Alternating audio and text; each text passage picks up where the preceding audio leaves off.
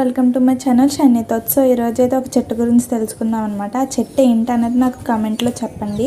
మీకు ఒకవేళ తెలియకపోతే నేను నెక్స్ట్ వీడియోలో ఏంటనేది నేను చెప్తాను అనమాట.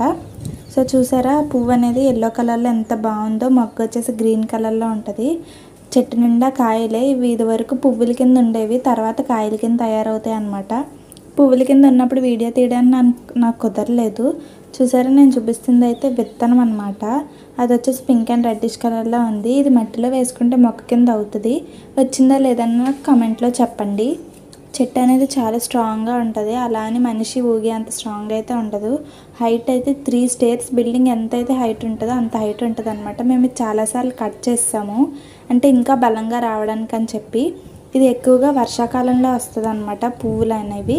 అండ్ ఈ పువ్వులు అనేవి మనకి పర్ఫ్యూమ్స్ తయారు చేయడానికి కూడా ఉపయోగిస్తారనమాట. నేను మీకు క్లూ కూడా ఇచ్చాను. నేను పువ్వు ఏంటనేది కూడా చూపించాను కదా, చెప్పడానికి ట్రై చేయండి.